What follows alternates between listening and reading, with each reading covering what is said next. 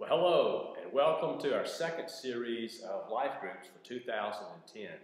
If you were part of the first series, welcome back.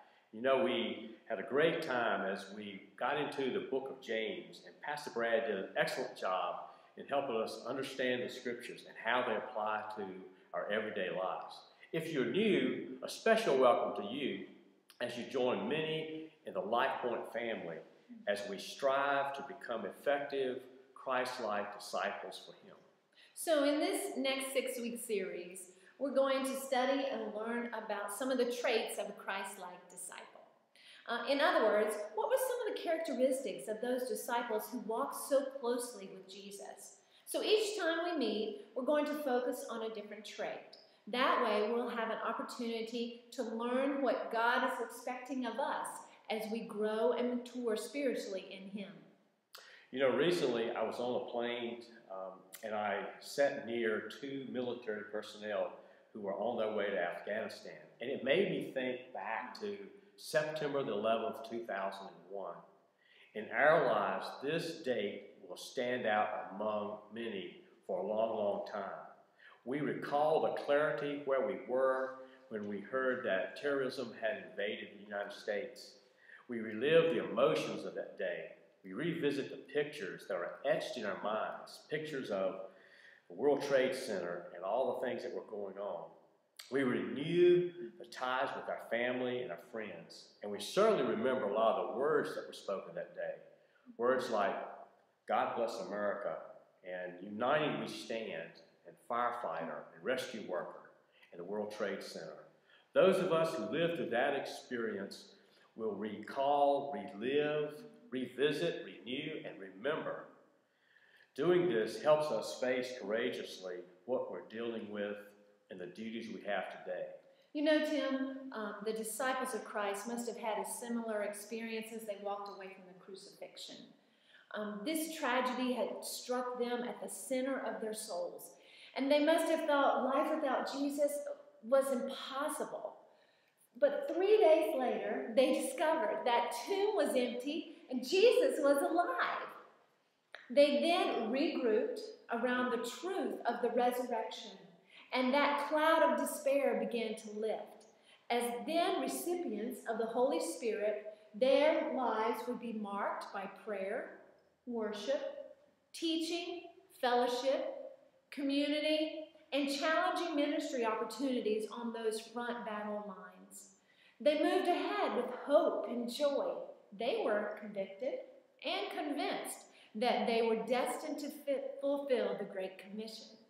So what about you? If you're a follower of Christ, there's hope for all of your tomorrows as well. It may be your time to regroup and to return to the basics of discipleship. You may find that you need to align your priorities around those espoused by God. And studying in this series will help us do just that.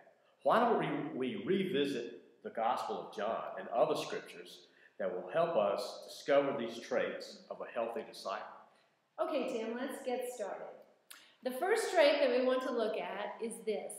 The healthy disciple experiences God's empowering presence through God's Holy Spirit. Another way of saying this is the Christ-like disciple understands the role of the Holy Spirit in their lives and lives daily with a fresh reality of His power and His presence. You know, when Christ was resurrected, He only stayed here on earth a few days, but He promised the disciples that the Holy Spirit would come and be with them.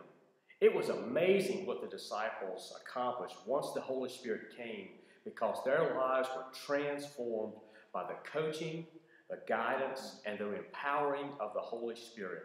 When God promises to be with us, His word is never broken. His invitation is stated in 1 John 3:19, where the words are, set our hearts at rest in His presence. So as we submit to God and invite Him to reign supreme in our hearts, the Holy Spirit's presence is available to guide us in our decisions, to enrich us in our relationships, and lead us in our heart's desire to please and honor God. Throughout the Gospel of John, especially in chapters 14 through 16, we discover Jesus' promises to his disciples that he would send the Holy Spirit to live among them after he departed from the earth. He loved his disciples, and he said, "I will not leave you as orphans." Although not physically present with them after his resurrection and ascension, the Holy Spirit's presence was sent for them and for us.